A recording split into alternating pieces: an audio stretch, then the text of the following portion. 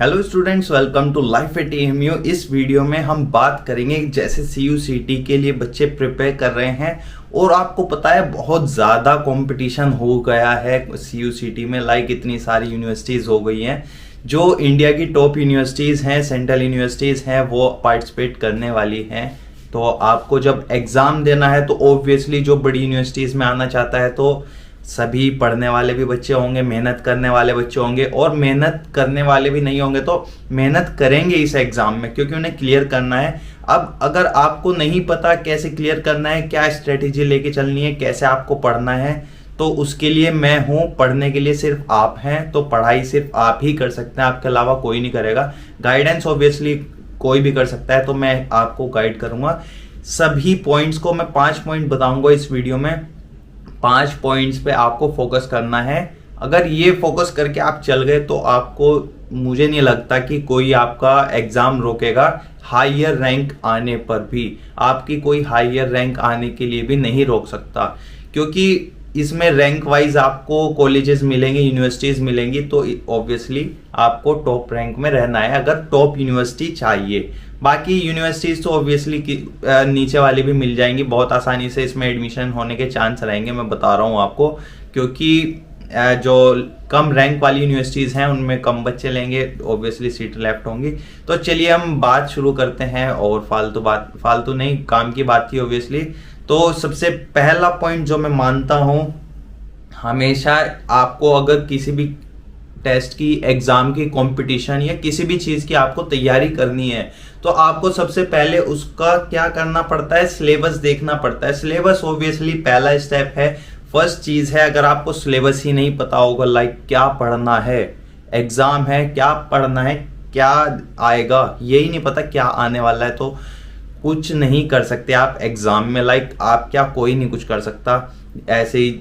ठीक है, पढ़ लिया हमने भाई, 10 बुक्स पढ़ी, हम बताएंगे 10 बुक्स पढ़ के गए थे, लेकिन क्या आपने सही चीज पढ़ी है, स्पेसिफिक चीज पढ़ी है जो आपका एग्जाम में आएगा, वो पढ़ा है या फालतू पढ़ लिया? तो इसलिए सिलेबस देखिएगा हर कोर्स का, हर सब्जेक्ट का, BA का, BSc का, अगर मास्टर्स वगैरह जो भी है, UG PG, हर कोर्स का अलग सिलेबस होता है। ऐसा नहीं है BA का देख लिया BSc में भी यही आएगा। BA और BSc में बहुत फर्क है, साइंस और आर्ट्स हो जाता है। तो इसलिए सिलेबस को आपको डीपली देखना है और कहीं पे नोट करना है। नोट क्यों करना है, अगला पॉइंट में काम आएगा। कैसे, देखिए, दूसरी बात, आपको टाइम के लिए प्रिपेयर करना है।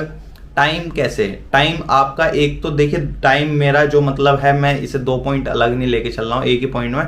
एक तो टाइम हो गया आपका कि एग्जाम तक कितना टाइम है आपका, मतलब आपका जो अभी जैसे अप्रैल स्टार्ट हो गया है, मतलब निकल रहा है, मतलब हर दिन निकलता ही जा रहा है, तो आपका अप्रैल स्टार्ट हो गया। इसके बाद जो है एग्जाम कब होगा, कौन सी डेट में है, कितने मंथ्स हैं, कितने डेज हैं। अब सिलेबस जो आपने देखा था, मैंने कहा था नोट कर लीजिए, उसे पोर्शन वाइज डिवाइड कर देना है कि हमारे पास तो 1.5 महीना है, अभी 1 महीना है, तो कितने मैथ्स ऑब्वियसली ज़्यादा टाइम लेगा, तो मैथ्स को हम इतने दिन देते हैं, GK में थोड़ा कम टाइम लग जाएगा, इंग्लिश में कम लग जाएगा। लेकिन हमारा जो सब्जेक्ट है, सब्जेक्ट नॉलेज मेरे हिसाब से बहुत मैटर करती है। सब्जेक्ट नॉलेज पे आपको ध्यान देना है। सब्जेक्ट नॉलेज क्या होता है, जैसे आप BSc का एग्ज़ाम दे रहे हैं, उसमें फिजिक्स, केमिस्ट्री, बायो, ये सब आएगा, तो वो सब्जेक्ट नॉलेज होती है। जनरल नॉलेज, करंट अफेयर, ये आपके अलग से सब्जेक्ट्स हो गए हैं। तो इसके बाद जो बात आती है आपकी टाइम, एक तो वो वाला आप उसके अकॉर्डिंग डिवाइड कर लें कि भाई 1.5 महीना है, तो आपको 1 महीने के टारगेट से लेके चलना है, क्योंकि वो 1.5 महीना ही हो जाएगा करते करते, और फिर आपको रिवीजन का भी टाइम नहीं मिलेगा। इसलिए अगर आपको 1.5 महीना बाकी 1 महीना है, तो 20 दिन का स्केड्यूल बना लीजिए, टाइम मैनेजमेंट बना लीजिए कि मुझे इतने दिन में ये वाला पोर्शन करना है, इतने।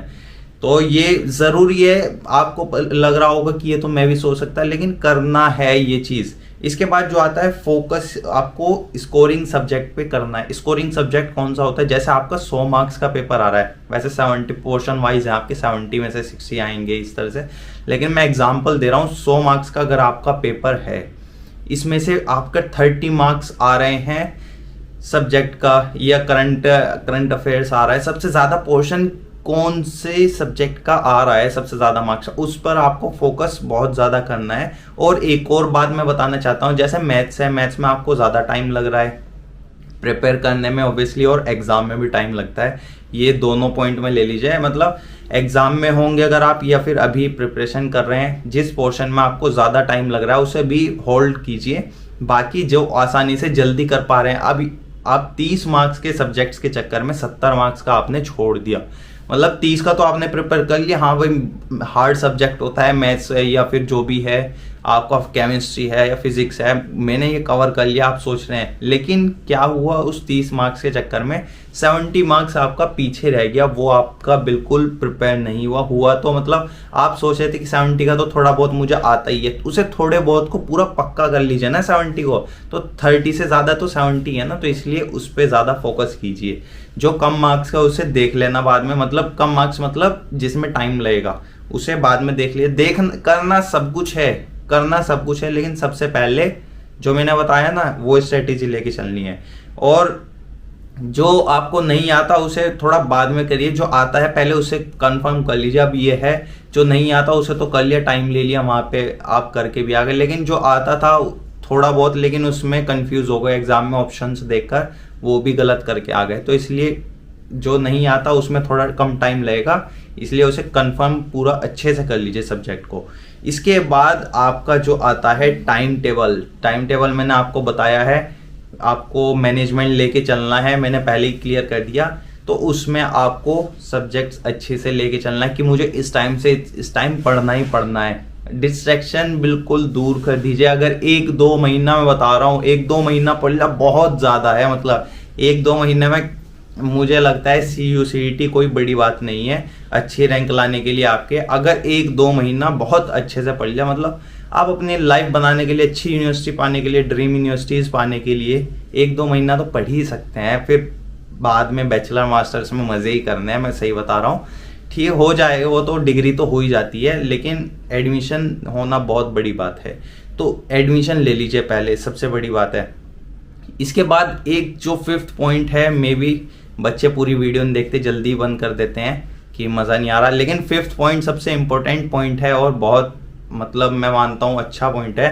तो आपको मैं ये टिप दूंगा, लाइक जिसने छोड़ दी वीडियो उसके लिए छूट गया। तो सबसे ज़रूरी है आपको पढ़ना कहाँ से है वो बात है। इसके बारे में देखिए, आपकी जैसे आप बैचलर्स का UG का दे रहे हैं, तो UG का एंट्रेंस देते हैं, तो आप 12th की बुक्स पढ़ेंगे। 12th की बुक्स में आपको ये होता है, एक तो होती है NCERT और एक और होती है गाइड।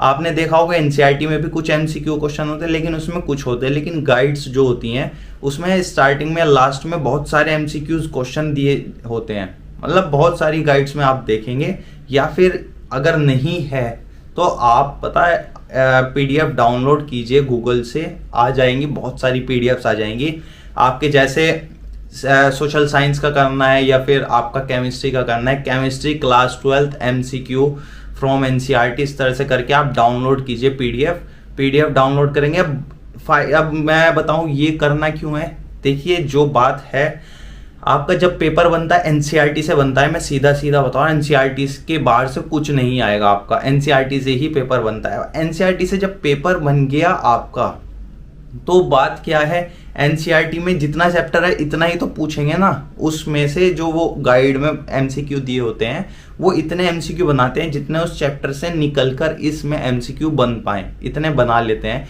और आप फिर ऊपर से गूगल से PDF भी डाउनलोड कर लेंगे, तो उस PDF में MCQ टाइप करके पूरा चैप्टर कवर कर लेंगे, तो आप वो पढ़ लेंगे ना। तो ऐसा होगा एग्जाम में अगर क्वेश्चन भी आ गया ना, एक बार अच्छे से भी पढ़ लेंगे तो आप देखते ही बता देंगे इसका तो ये था।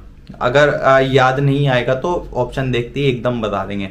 तो ऐसा हो जाएगा, ऐसा कर लीजिए, बिल्कुल बहुत हेल्पफुल होता है। मुझे बहुत बार ये चीज़ हेल्प की है, और मैंने जितने भी बच्चों को बताया है, स्टूडेंट्स को बताया है, उन्हें भी बहुत फ़ायदा हुआ है इस ट्रिक से। ट्रिक ही है ऑब्वियसली, क्योंकि अब पूरा चैप्टर पढ़ने में आलस भी आता है, बोरिंग भी लगता है। जब MCQ पढ़ते हैं बहुत इंटरेस्ट आता है, आप पढ़ के देखिएगा, लाइक लास्ट ईयर पेपर्स भी आप करते हैं उसमें इंटरेस्ट आता है। इस तरह से ये आपका होने वाला है।